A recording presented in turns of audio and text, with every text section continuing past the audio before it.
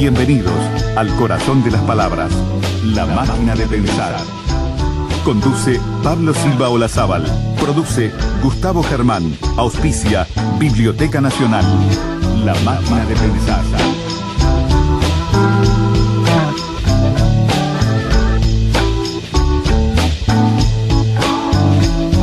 Amigos, ¿cómo están? Bienvenidos a Radio Uruguay, bienvenidos a La Máquina de Pensar. ¿Cómo andan?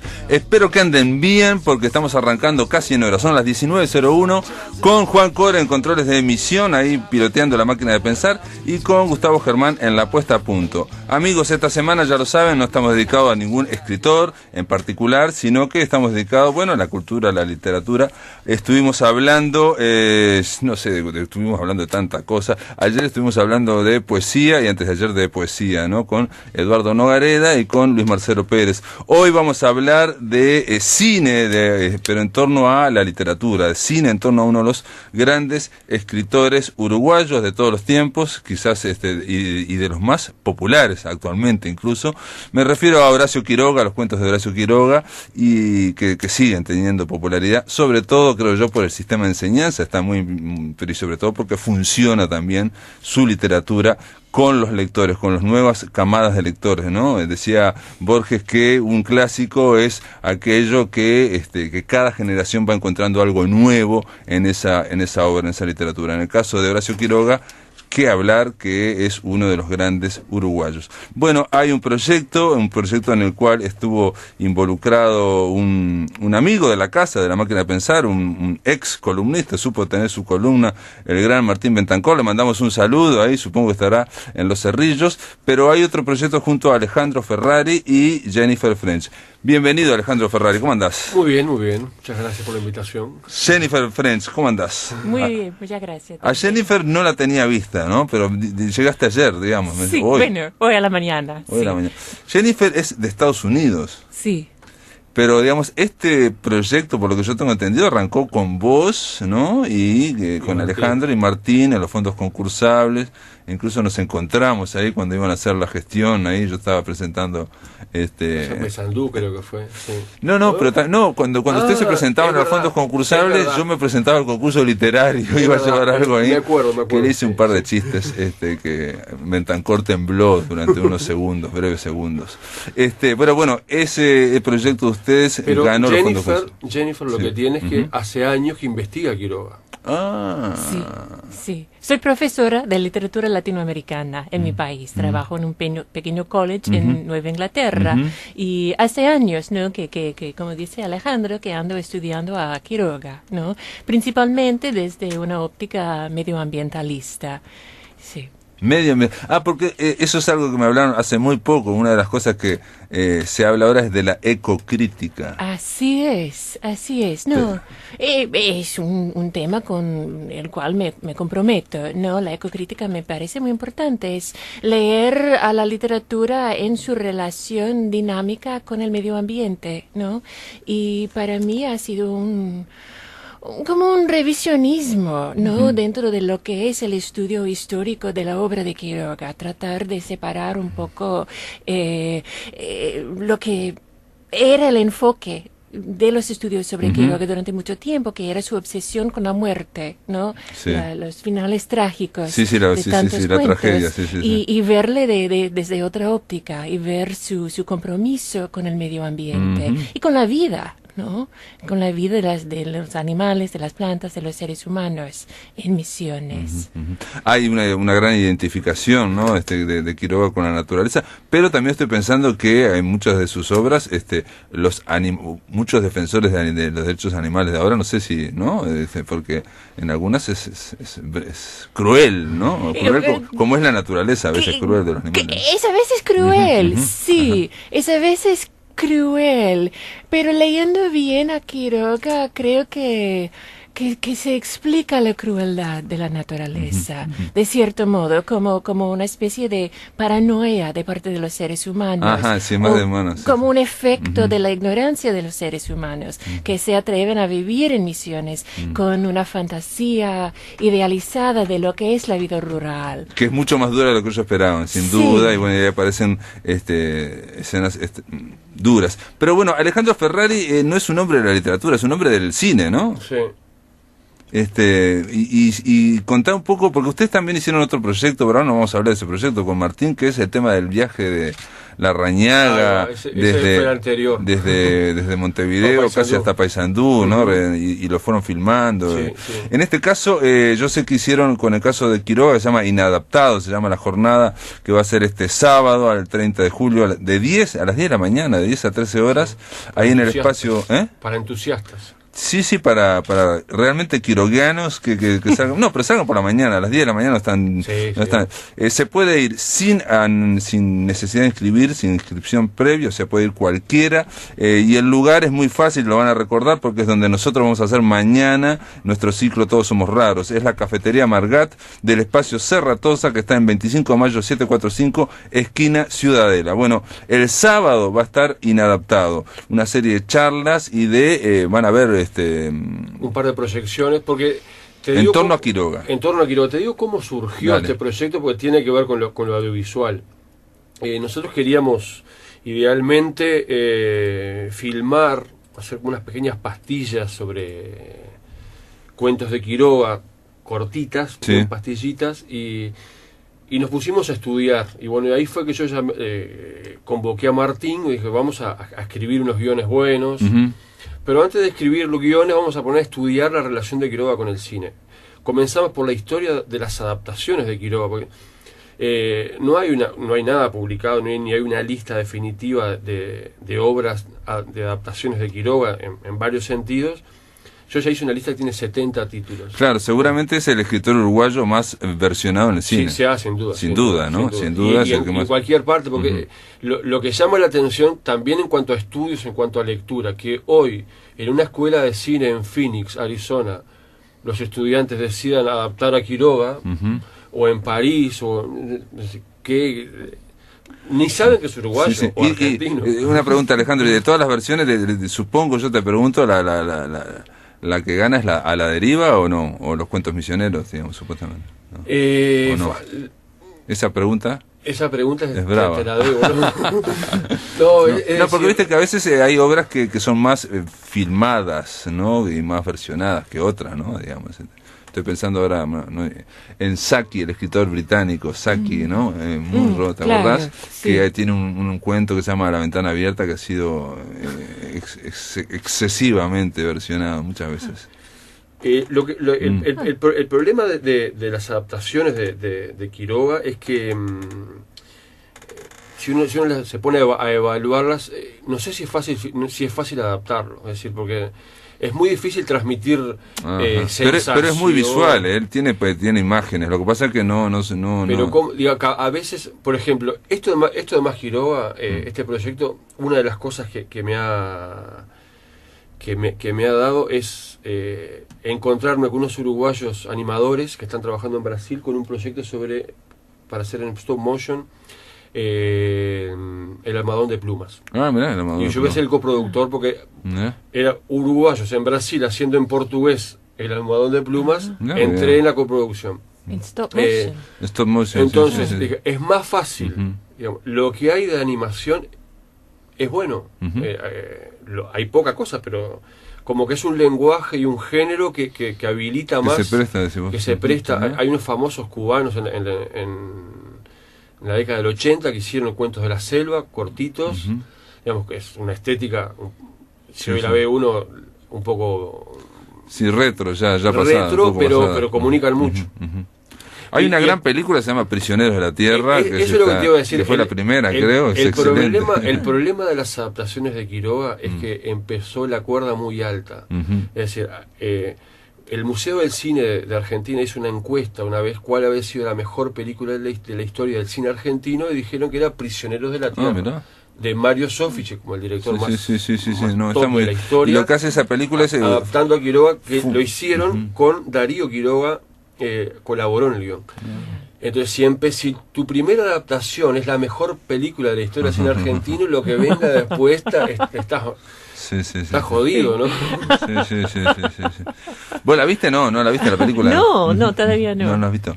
No, pero vale la pena. Son varios cuentos, están fundidos de una forma muy bien. Y hace como 3 años restauraron la película. En blanco y negro, excelente. Había una versión que le faltaban unos minutos y se restauró con la aquí en Uruguay hubo una versión que el Almohadón de Plumas, que era media tipo Alien, tipo ciencia ficción, ¿no? Bueno, de Ricardo Isla. Ese es un clásico. Que era una especie, es un clásico de terror, hizo una versión como si fuera Alien en Colonia, más o menos. No está, pero es buena. Nosotros somos fans de Ricardo Isla.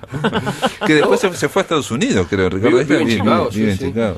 No, y en Uruguay se adaptó, por ejemplo, Beseiro y Alfonso Beseiro. Y de Alfonso Beseiro, sí, un pionero. El hijo.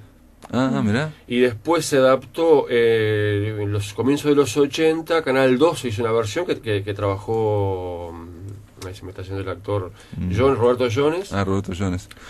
Y tenemos, en los últimos tiempos se hicieron 3 versiones de Quiroga, 2 de las cuales vamos a proyectar el sábado. Una es sobre El hombre muerto, que Julián Goyoaga hizo una versión. Julián Goyoaga, que editor de Anina, por ejemplo. No conozco. Sí. Y después otro chico más joven, Mateo Soler, hizo sobre la guerra de los yacarés, una versión que se llama El viejo yacaré sin dientes.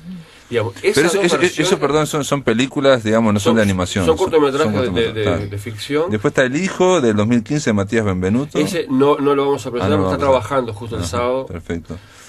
Y va a haber una entrevista pública a los 3 realizadores adaptadores de Horacio Quiroga a cargo de María José Larre Borges, ¿no? Con posterior participación del público. Modera y presenta las actividades la periodista Estefanía Canalda. Hay que decir que mañana de 10 a 13 horas, van a ver esas charlas. El sábado. Perdón, el sábado. El viernes no vengan mañana. Todos somos raros mañana a las 20 horas. Me confundí con nosotros que arrancamos a las 19:30 mañana.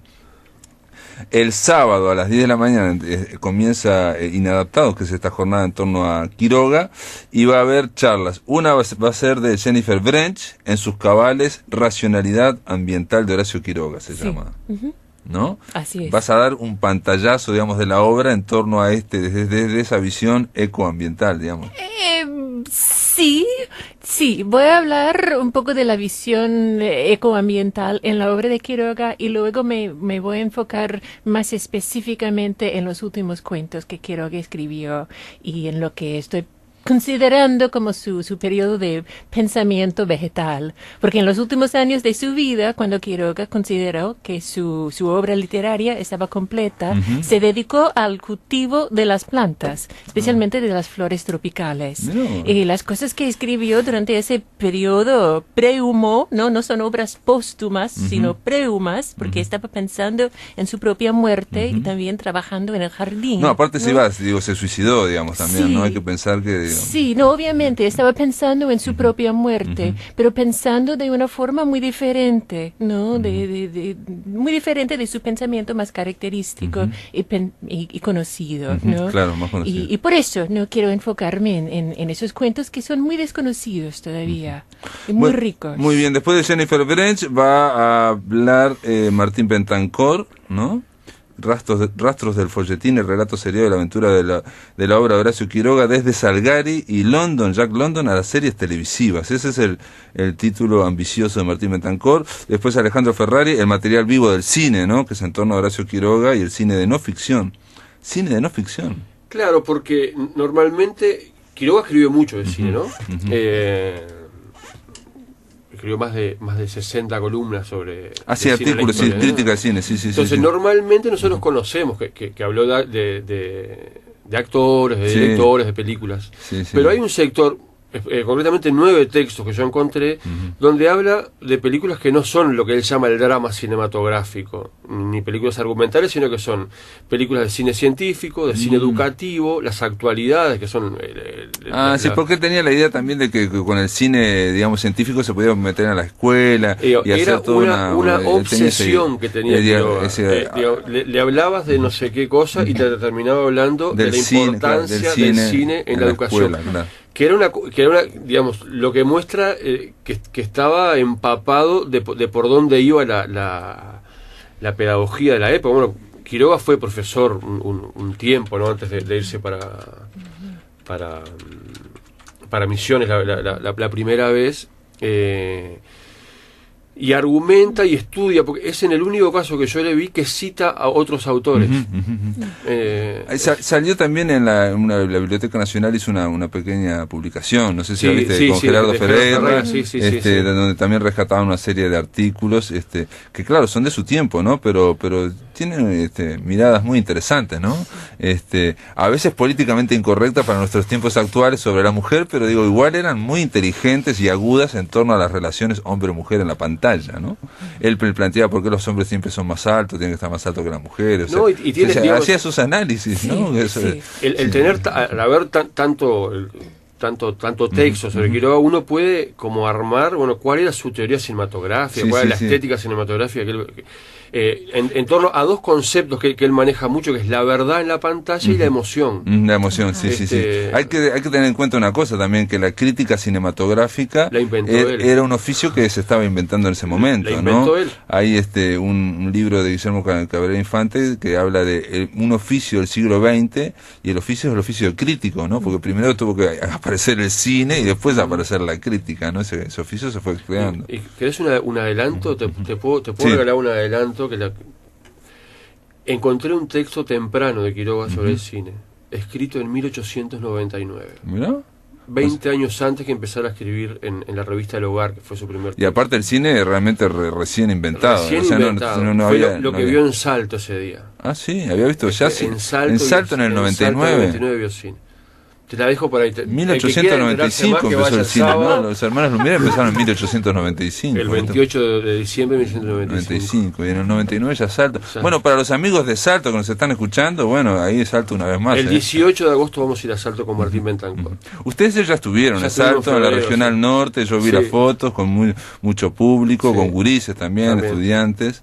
Y vos, Jennifer, una última pregunta, ¿por qué Quiroga? ¿Por qué estás allá en Vermont, Estados Unidos, y aparece Quiroga? Bueno, por su visión del medio ambiente, obvio, ¿no? Creo que Quiroga captó como muy pocos escritores, especialmente, bueno, latinoamericanos o norteamericanos, ¿no? La vida en la naturaleza y la relación compleja, dinámica entre los seres humanos y los demás seres, ¿no? Y Quiroga es un escritor enormemente complicado, ¿no? Y contradictorio, y creo que esas contradicciones sirven para enriquecer, ¿no? Su visión del medio ambiente, su entendimiento del medio ambiente. Pero ¿y a vos qué obra te gustó cuando lo leíste? Una te tiene que haber. Los cuentos sobre Anaconda, el regreso de Anaconda. Mirá, el regreso de Es Anaconda. lo que me enganchó. Mirá vos, sí. ¿no? Porque tienen... ¿Y cuándo fue eso? Hace unos, 15 años, 20 años casi, Mirá. sí. Y en Estados Unidos, ¿no? Alejandro me estaba diciendo que en Uruguay se lee en la primaria los cuentos de la selva de Quiroga, los cuentos infantiles, ¿no? Infantil. En Estados Unidos estos cuentos son desconocidos, ¿no? Nosotros conocemos, los estudiantes de español, ¿no? Conocemos los cuentos de horror, ¿no? Son una lectura obligatoria y muy popular entre los estudiantes, ¿no? Entonces se tiene allá, o se tenía una visión muy parcial de Quiroga. Una especie de Poe, ¿no? De Poe, ¿no? Exacto. El Poe uruguayo latinoamericano, ¿no? Así es. Claro. Pero estamos ampliando la visión allá también. Exacto. Bueno, muy bien, está hecha la invitación, amigos. Gracias, Jennifer French, por estar acá en la máquina de pensar. Gracias, Alejandro Ferrari. Le mandamos un abrazo a Martín Bentancur. Y nada, reiteramos la invitación, no me voy a equivocar, el sábado a las 10 de la mañana, de 10 a 13 horas, en ese espacio, en ese bello espacio que es el Espacio Serratosa, en la cafetería Margat, en 25 de mayo, amigos, esquina Ciudadela. Gracias por estar acá en La Máquina de Pensar. Muchas gracias. En el aire de Radio Uruguay, La Máquina de Pensar.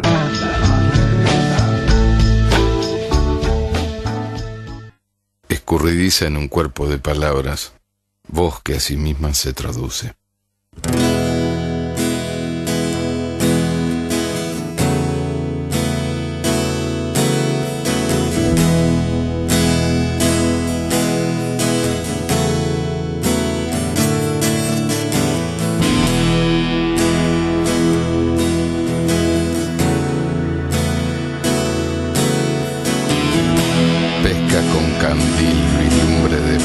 En la oscura libertad de las mareas, papel de luna en la noche marinera, collar de signos en el cuello del abismo.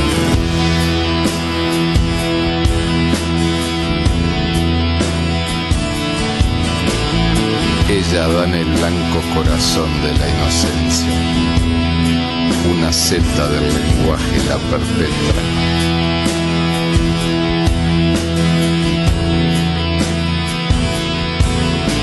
Profana lo consagrado que ya no brilla, y en lo sagrado se ejercita. Oro en polvo es y es el viento que esparce el enigma, la sal de la duda, la tensa paradoja.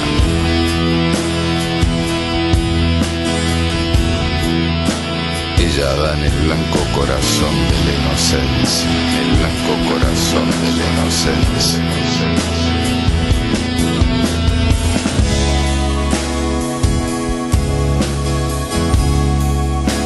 Nómade de certezas, acaso ramas de un mismo árbol con la filosofía. Es un arte muy antiguo, con su aguja de tiempo a campo traviesa. Palabras que prefieren no decirse, viaja a los reinos que la habitan, y como la piedra en su reino, resiste y resiste.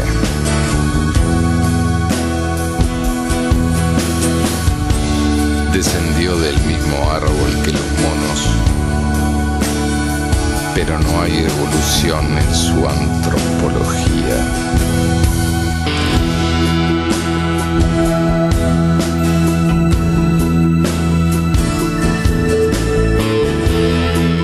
Su topografía no está en el mapa de las manos, es diluvio de un alma que desborda. Es el ovillo del olvido, desteje largamente su ser a destiempo. Ella sabe que vivimos en la piel de un espejismo. Por eso sueña la poesía a la poesía. Por eso sueña la poesía a la poesía.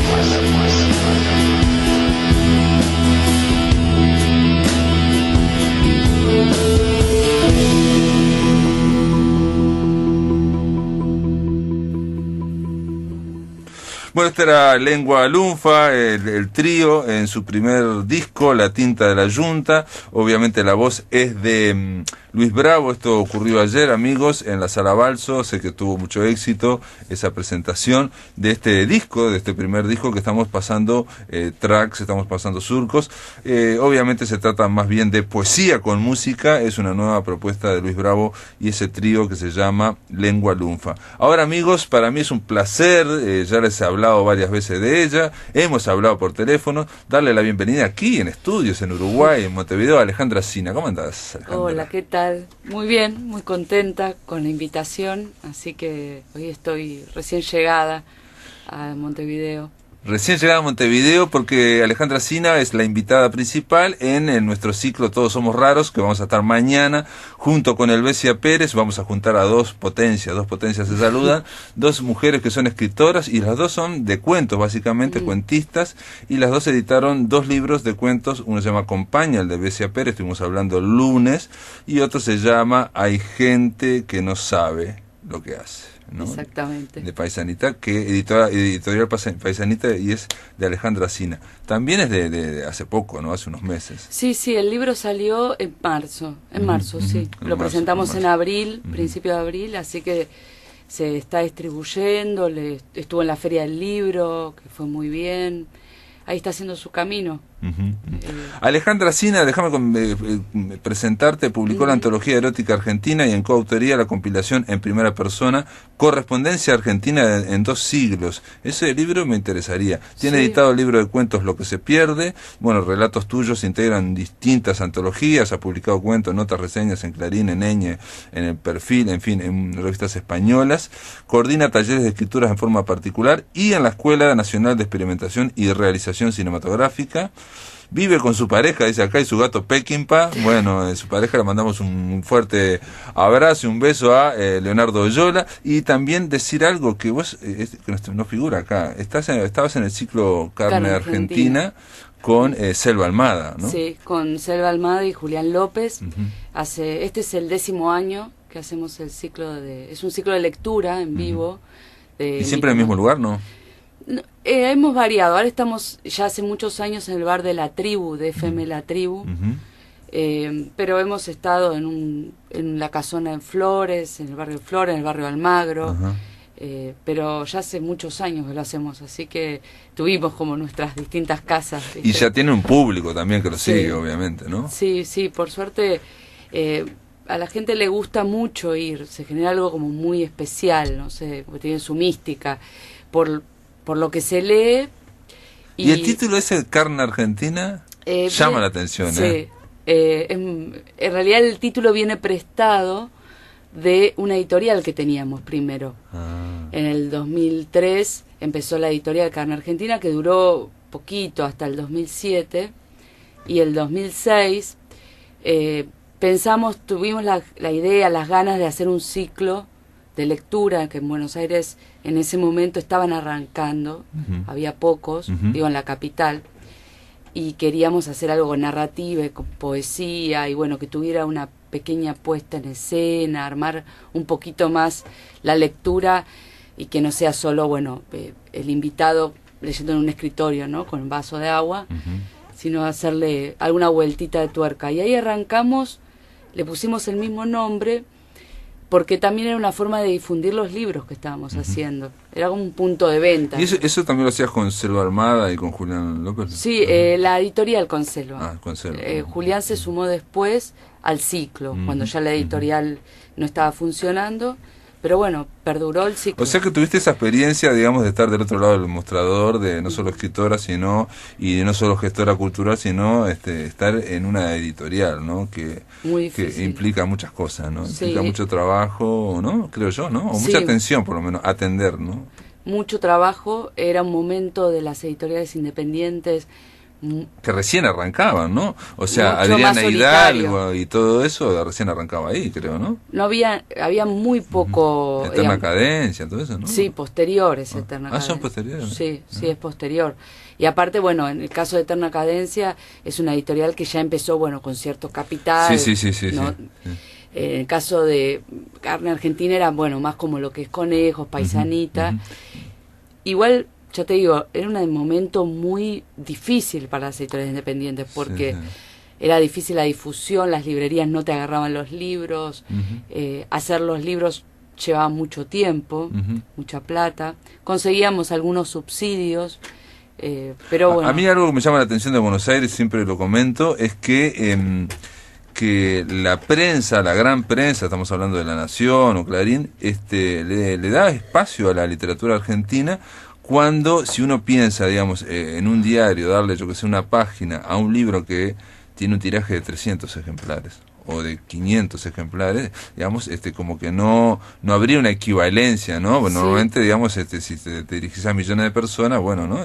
Y sin embargo, eso me parece muy interesante, no quedarse en esa mirada corta, ¿no? Esa mirada corta, sino tratar de mirar el panorama y sobre todo agregar inteligencia, ¿no? A los diarios se agregan inteligencia ellos mismos, ¿no? Esto es muy reciente, yo te digo, de unos pocos años para acá, lo que estás diciendo, que le dio también un gran empuje a las editoriales, ¿no? Porque sigue habiendo dificultades de distribución, de salir de Buenos Aires y distribuir en el interior y en otros países, pero bueno, se están formando cooperativas, distintas cooperativas de muchas editoriales que se juntan, sí, sí. y entonces entre ellas, con las cooperativas se puede resolver un poco el tema de la distribución. Bueno, en el momento que acá en Argentina todo esto era prehistórico. Nada, era el desierto. Ustedes estaban en el páramo, iban caminando. Porque Argentina colapsó en diciembre del 2001, o sea, imaginemos 2002 el año, y al otro año a ustedes se le ocurre hacer una editorial. Sí, que empezamos como suelen empezar muchas editoriales, que era para publicar las cosas nuestras, cuentos, que en general es muy difícil publicar en editoriales y en ese momento más. Y bueno, y después empezamos a publicar a otros. Por ejemplo, bueno, a Julián López le publicamos un libro de poesía, ahí es que empezamos el contacto con él.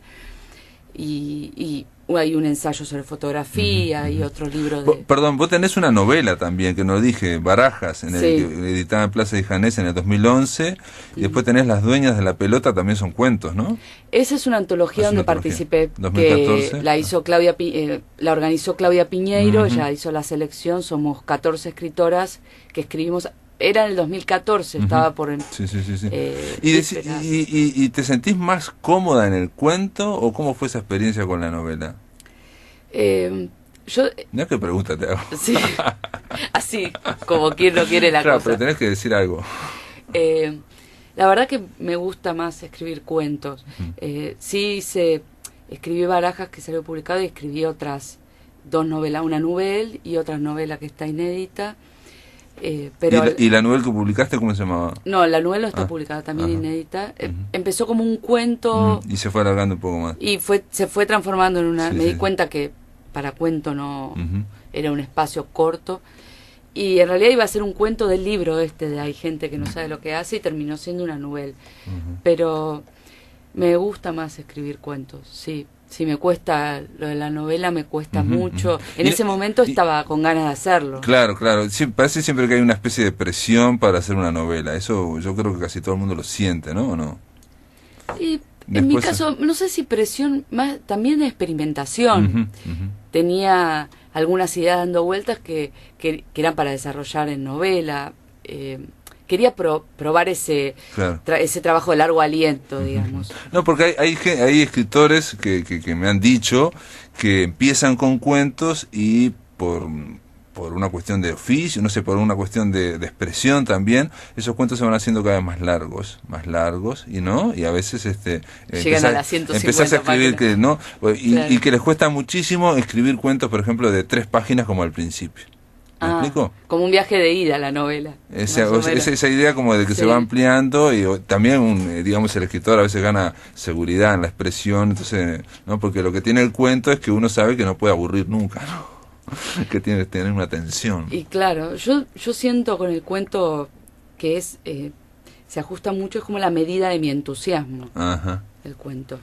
Vos decís que en otro momento lo perdés cuando estás corrigiendo, no sé por qué. No, todo el proceso del trabajo del cuento, que puede llevar mucho tiempo.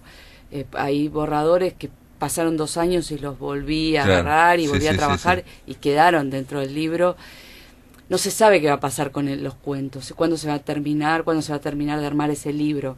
Pero me gusta trabajar en ese espacio, en ese limitado que es el cuento, y muy exigente. Me los imagino así. Sí, no, pero yo creo que también efectivamente el cuento es muy exigente, es casi como un poema, digamos, en prosa, eso es lo que yo creo, digamos, tiene que ser con mucha atención, mucha intensidad, pero la brevedad también me parece que hace más fácil, por ejemplo, corregirlo palabra por palabra, por ejemplo. Y si uno escribiría, yo nunca escribí, ¿no? Pero una novela de 800 páginas, corregirla palabra por palabra, no sé, digamos. Aparte hay que tener una mirada, me parece, para la novela, que no sea solo que funcione cada página, sino que funcione panorámicamente toda la novela. Hay novelas hay páginas que no están muy bien hechas, pero funcionan en el panorama, ¿no? ¿Me explico? Es otra mirada. Es distinto, aparte es convivir con toda una historia y una cantidad de personajes mucho tiempo, mientras se va armando la historia. A veces en el cuento, para mí la relación con el cuento es distinta, ¿no? Es como entrar a una casa y vas a un cuarto en particular, ¿no? Pero también de intensidad, no por eso menos intenso.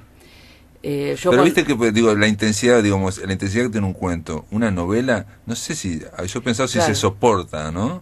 Y completamente, no, generalmente tiene momentos, ¿no? Baja y sube, y transición. Si tuviera que decir una novela, por ejemplo, para mí, 100 años de soledad tiene una tensión que es casi de cuento, digamos, siempre, no baja nunca, pero es muy difícil, digamos, no hay otras novelas. No, creo que va hacia la novela busca otra experiencia de lectura, claro. También, ¿no? Y de escritura. En el cuento, hay cuentos que pueden ser de 3 páginas y hay cuentos que son de 35, y también son cuentos. A mí me gustan esos cuentos que tienen igual como cierto oxígeno novelesco. Bueno, eso te iba a decir, lo que me llamó la atención de tus cuentos, lo voy a decir también mañana, es que en general los cuentos, bueno, ahora vamos a hacer una pausa, pero en general los cuentos atienden a un asunto, y lo que parece con los cuentos de Alejandra Sina es que van atendiendo a todos los asuntos que hay alrededor.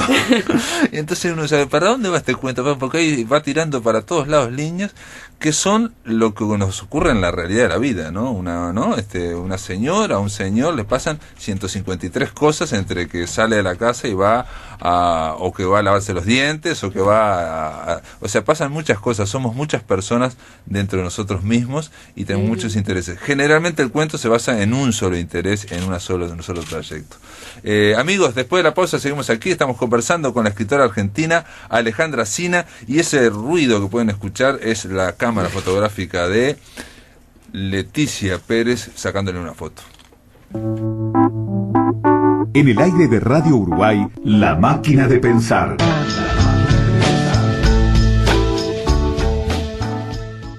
Amigos, continuamos en La Máquina de Pensar. Estamos conversando con la escritora Alejandra Sina, que va a participar como invitada central, digamos, en el ciclo Todos Somos Raros, que vamos a estar haciendo mañana. La invitación es para mañana a las 19:30 horas en el espacio Cerratosa, ahí en la cafetería Margat, que es espléndida, que queda en 25 de mayo, 745, esquina Ciudadela. Antes de seguir la charla con Alejandra, quiero decirles que el escritor Luis Marcelo Pérez, colega de nuestra casa, nos dejó un libro porque lo entrevistamos ayer en torno a ese agudo deseo, que es un compendio, una antología de su producción poética. Nos dejó un libro, o sea que aquel que llame al 2915-1050, el primero se va a llevar ese agudo deseo de Luis Marcelo Pérez, editado por Antítesis Editorial. Seguimos con Alejandra Sina. Alejandra, yo te decía en la previa que en tus cuentos, por lo menos me pasó a mí al principio, ¿no? De no saber para dónde van los cuentos. Bueno, ya me dicen que ya se fue, no llamen más porque ya se fue el libro de Segundo Deseo de Luis Marcelo Pérez. Te decía que en tus cuentos, en concreto los que yo leí, que son de este libro que se llama Hay gente que no sabe lo que hace, ¿no? Dos cosas, casi todos hay mujeres, ¿no? Pero de distintas edades, extracciones sociales, barrios, en distintas situaciones. Y en todas esas siempre están pasando muchas cosas. Pongo un solo ejemplo, porque era el ejemplo que se lo ponía ayer a una productora que le estaba hablando de tu libro, y decía, una mujer que tiene 2 hijos, que van a hacer una reforma en la casa y que el marido se va hasta trabajar afuera, bueno, tiene varias cosas. Los chiquilines que tienen que cambiarse de cuarto, ¿no? Los obreros que están, hay un obrero joven, no sé qué, el marido que está lejos, y ella le gusta sacar fotos, y le gusta sacar fotos a su marido desnudo. Entonces empiezan a pasar cosas. Y hacia dónde va todo esto, hacia dónde va, y le gusta observar, y a la vez y entonces se te va disparando mucho la imaginación, y lo que me pasó varias veces es que uno cree que va a seguir el cuento y se terminó. Del otro lado no hay nada. Como pasa con Raymond Carver también, que son esos finales como que cuando uno es más entusiasma, de repente Raymond Carver cesó el cuento y el cuento sigue en la mente del lector, ¿no? Alguien que también hace no exactamente esto, pero lo hace también es Alice Munro también, ¿no? A mí me encanta. Bueno, los dos escritores que nombraste son así maestros, ¿no? A Munro también la conocí hace unos años, conocí su literatura, digo, y leí compulsivamente, y aparte tuve oportunidad, justo en ese momento viajaba acá, acompañé a mi marido que venía a hacer una cosa en Montevideo, y acá conseguí libros que allá en Buenos Aires no estaban, de Munro. Hace 3 semanas le dedicamos una semana entera a Alice Munro. Lo vi anunciado el programa.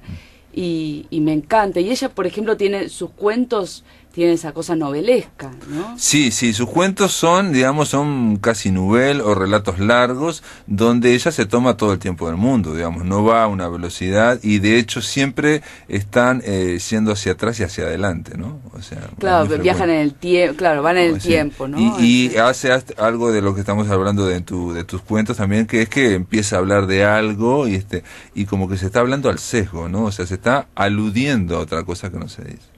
Sí, a mí, no sé, en todos estos cuentos, yo que vengo escribiendo hace varios años y se fue armando la colección, o sea, yo ya venía pensando en que iba a ser un libro, todos iban a confluir en un libro, digamos, o casi todos, muchos quedaron afuera, o no me terminaron gustando, o no los terminé, bueno, pero en todos ellos hubo como todo un salto de trabajo mío, ¿no? En la escritura y en la búsqueda, y me fui dando cuenta de eso. Quería ese universo de las mujeres, yo me salía, aparte iba hacia ahí. Me preguntaban, bueno, si era premeditado o no. Un poco y un poco. Algunos fueron más premeditados y en otros, cada vez que empezaba una historia, se iba para ahí. Eso era lo que me interesaba contar. Y otra cosa que yo vi en tus cuentos es que también siempre hay un filo, no voy a decir, digamos, pero siempre parece que hay un filo con la irracionalidad, con el lado, digamos, oscuro, con el lado loco de la vida. Digamos, todos estos están a punto de, pero no se van nunca. Y me hizo acordar eso a Eve Ward, ¿no? Eve Ward, ella tiene sus personajes que lo dice, que nosotros en la vida real somos casi siempre irracionales, ¿no? O sea, muy pocas veces somos claritos y vamos en una línea recta, ¿no? Digamos, ¿no? Estamos atravesados por muchas cosas, y ella dice siempre como tratando de captar cómo habla la gente, y la gente cuando habla es mucho más irracional todavía. Absolutamente, decimos cosas que, digamos, ni las estamos pensando cuando estamos habla con el inconsciente. O en la conversación, se cruzan las conversaciones, uno habla de una cosa, otro de otra, no tiene nada que ver, y la gente siguen conversando. Sí, hay algo que me gusta mucho como lectora, y que bueno, lo intenté a la hora de escribir los cuentos, es que haya como una intimidad muy fuerte con el lector, donde el lector siente que un poco el cuento espía algo de su propia vida, y al revés, el lector espía la vida de esos personajes que están sucediendo, que están haciendo cosas, viviendo delante de él, ¿no? Entonces que se da como una especie de intimidad. De todas formas, tus cuentos siempre hay como, ¿no? Hay una cámara como que va siguiendo esos personajes, lo que piensan, y como hay todas estas ramificaciones que yo digo, ¿no? Y aparte está el tema un poco de la locura, del lado oscuro, o de los deseos ocultos, ¿no? Entonces la imaginación del lector a veces quiere adelantar, anticipar, y siempre le erra, ¿no? En ese sentido siempre le erra. Ahora, una pregunta, el hecho de poner tanta información, no, porque digamos tus cuentos están como muy, ¿no? Muy conciso, está muy lleno de información, ¿no? Digo, comparándola, por ejemplo, con Alice Munro, sí, ¿no? Porque Alice Munro, digamos, se toma su tiempo. Con la extensión. La extensión, acá hay como... Bueno... otra pregunta que te hago, ¿ese trabajo sale así o es trabajo de una y otra vez ir poniendo capas y capas? De mucha corrección, todos, digamos, son muy pocos los cuentos que me senté, los escribí y los corregí poco, digamos. Casi todos tuvieron un proceso. Algunos empezaron como un monólogo y terminó contado por una tercera persona y eran varios personajes, ya no era monólogo. El tema de la información no lo no sé, no soy tan consciente de ese proceso cuando lo estoy haciendo. Sí, como te decía antes, me gusta esto de que no se sabe bien, bueno, ¿cuándo empieza la historia exactamente? ¿Cuándo termina la historia exactamente? Sí. Como ¿De qué va a tratar? ¿Cuál es el planteo? No, Claro. no se sabe, digamos. Uno como que entras a la historia, Sí. ya empezó antes que vos entraras. Y termina después que vos te vas, digamos, después que vos terminás de leer. Y con eso que vos decís de que, bueno, el lector se queda en la cabeza imaginando cosas. Me parece que al final cada lector completa una historia, hacen una historia distinta del cuento, ¿no? Algunos... Eso es un recurso bastante poético, ¿no? O sea, tratar de mostrar solamente un 1%, ya ni el 10% del cuento, sino un 1% para ver por qué esa chica hizo ese gesto al final, ¿no? O sea, a veces te obliga Puede también a ser. volver a leer, ¿no? Digo, ¿y por qué hizo eso al final? Sí, aparte me parece, no sé, son intentos que a veces salen, a veces no salen, no digo, porque si no suena como que yo tengo todo muy consciente. de No, lo que pero digo, hago, esto de poner estas capas también le da una solidez, Sí. ¿no? Le da una solidez. Hay una reescritura, ¿no? Estás reescribiendo, ¿no? Y yo creo que ahí se va moldeando el cuento, ¿no? Creo que hay una escritora irlandesa que me gusta mucho, que es Claire Keegan, decía en alguna entrevista que le hicieron, pues estuvo en Buenos Aires, la publicó Eterna Cadencia. Sí, tengo el libro, me dijeron que es muy buena, es una escritora irlandesa, Keegan, sí, Keegan, la tengo el libro. es buenísima. Sí. Ella cuenta en una entrevista, dice, una cosa es tener una historia, otra cosa es tener un cuento, ¿no? Claro. Como que al cuento va llegando, Claro.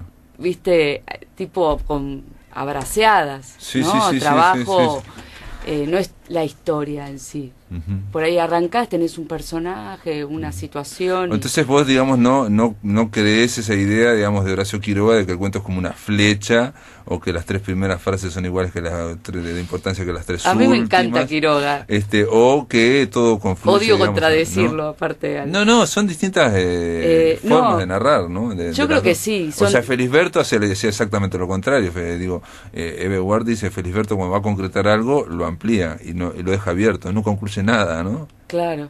No, lo de Quiroga, me parece que Quiroga, que después generó toda una tradición de cuentistas en Argentina y en el Río de la Plata, hace, bueno, es otro tipo de cuento, ¿no? Él está pensando también en los cuentos de Poe, en otra tradición. Sí, siglo XIX, claro.